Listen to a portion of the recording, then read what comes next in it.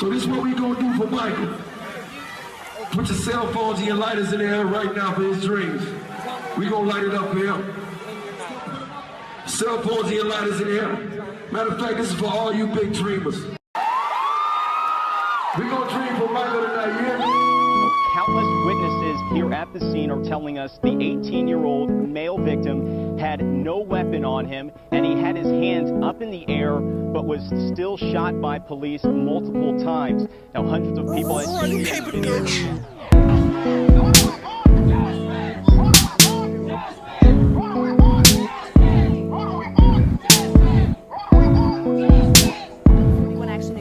Escalating protests in Ferguson, Missouri near St. Louis after 2 days of riots and looting in response to a young man shot and killed by police. Jenna Hansford is outside of St. Louis County Prosecutor's Office, and she was there for a protest this morning. Protesters have been here since 10 o'clock this morning outside of the St. Louis County Prosecutor's Office. Two of the things they've been protesting about, diversity and also a lack of transparency. Police are reporting that they are not going to release the name of the police officer that shot and killed Michael Brown on Saturday, and that's why a lot of the protesters are upset today. We come together when the police kills one of us, but we also need to come together when we kill one of us. Stop the killing, stop the violence.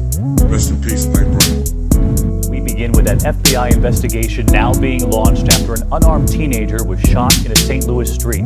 So many questions about how it happened and what led up to that moment. Overnight, we saw the images, anger spiraling into violence, some smashing windows and breaking into stores, so many people taking off with what they could grab inside. And that tension in clear view tonight. This image from St. Louis late today, protesters face-to-face with police in riot gear. ABC's Steve Osinsami on the 18-year-old who was supposed to begin college today, what he was accused of, and the mayor tonight who says if the officer did something wrong, he wants accountability. Look closely. This was the peaceful protest outside the Ferguson, Missouri Police Department today. This is bigger than what just 500 demonstrators. This is bigger than what just happened here in Ferguson.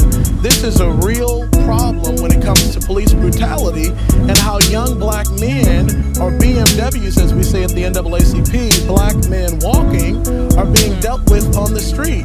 I've spoke to some national leadership. I serve on the NAACP's National Board of Directors, where I'm one of 7 youth board members, and my colleagues have reached out to me because it appears that there seems to be this lack of care for black life. And that's how a lot of the young people on the ground feel. I'm from this community. I'm a college student. I'm 21 years old. So I understand, although this didn't happen to me, I can understand how this mother, how this grandmother feels by seeing your son laying in the street for hours. Can't imagine. He should have been going to school today, and instead he was shot and killed. He was shot and killed. Do you know, Mr. Gaskin, the race of the officers involved in the shooting?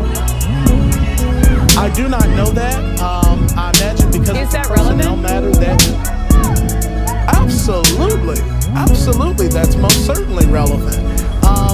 There's a bigger question here. When you look at the city of Ferguson, well, can you first just tell me why it's relevant? Just tell me why it's relevant. It's relevant. It's relevant because most of the time in urban communities, or communities in general, especially minority communities, the law enforcement does not reflect the demographic. That's a problem. You know, studies with diversity show if you look like me, I look like you, you're able to communicate with me a little better. Especially when you have a police department that has had consistent problems.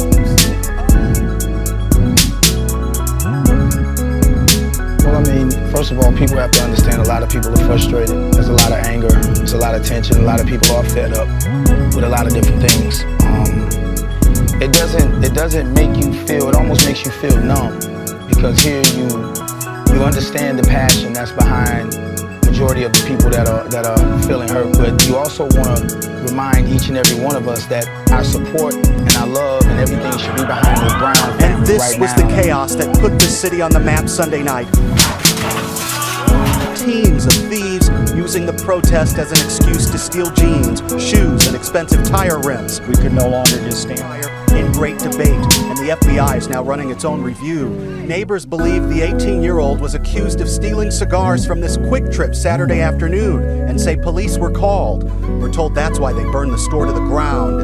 Around the block, Brown was walking with a friend back to his grandmother's house when the friend says the unidentified police officer rolled up. And when he pulled up, these was his exact words. He said, "Get the F on the sidewalk." Another witness recorded what she could on her cell phone and had to turn that over to police. I saw him turn around with his arms up in the air, and they shot him in his face and chest, and he went down. But police say at least one. Let me say that when I talked with the mother and grandfather last night, and I spent time just now with the father and mother, the only thing that they express is they want justice and fairness in the process of them losing their son. This is not a cause for them. This is their child. This is not some prop for politics. This is their child. And we are here from National Action Network, committed long after these cameras are gone, to help them pursue justice on the loss of their child. Secondly, no one has the right to take their child's name and drag it through the mud because you're angry. To become violent in Michael Brown's name is to betray the gentle giant that he was. Don't be so angry. Don't be so angry that you distort the image of who his mother and father told us he was. The story around this nation has been an unarmed young gentleman was taken from us on the weekend he was going to school. Some of us are making the story how mad we are rather than how promising he was.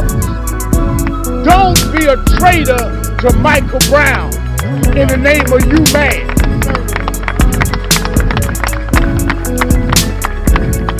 You may not like some of the politicians, some of the leadership, but don't diss them by disrespecting this parents.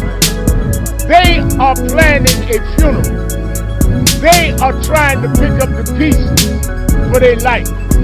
So I'm asking everybody to respect them. When I got here this morning, I went and asked the parents, what do you want? You should have the same respect. It's do what they ask.